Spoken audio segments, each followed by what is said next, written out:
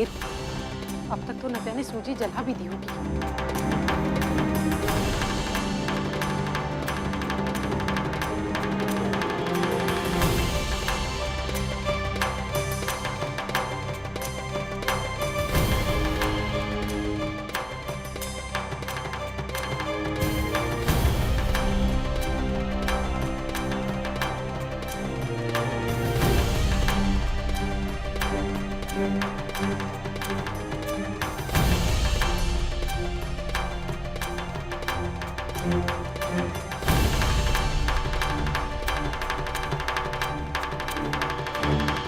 वो आंटी सूजी भुन गई थी तो मैंने गैस बंद कर दी।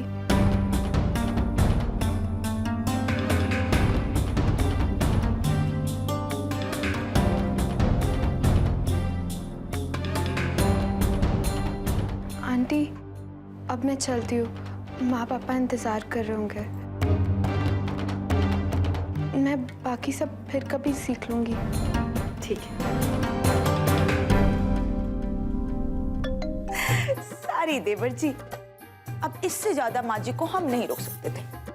अब आप ही संभालिए अपनी माँ को।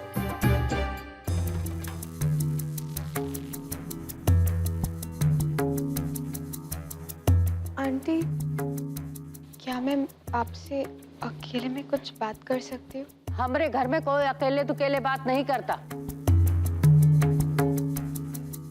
तुम्हें जो कुछ बात करनी है सबके सामने कहो।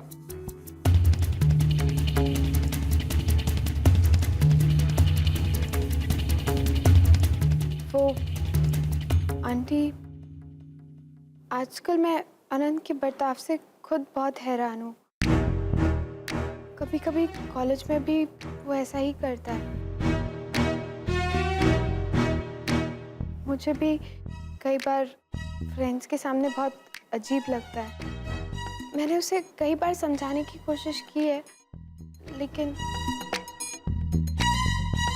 आज उसने जो भी किया है उसके लिए मैं आपसे माफी मांगती हूँ। नव्या, तुम क्यों माफी मांग रही हो? इसमें तुम्हारी कोई गलती नहीं है। थैंक यू आंटी, पर कभी कभी मुझे ऐसा लगता है कि ये सारी मेरी ही गलती है।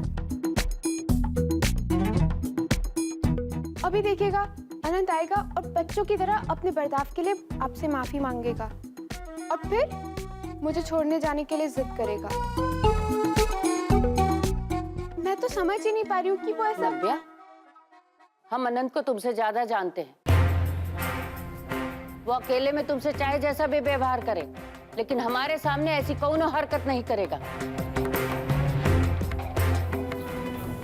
कुछ गड़बड़ नहीं होगी दी, सब कुछ प्लान के मुताबिक होगा। अनंत भी तो है ना। नवी, तो कल तक इतनी छुटकी सी थी, इतनी बड़ी कब हो गई? नवी, मैं जानती हूँ तू और अनंत एक दूसरे से बहुत प्यार करते हो, लेकिन फिर भी इतना बड़ा फैसला।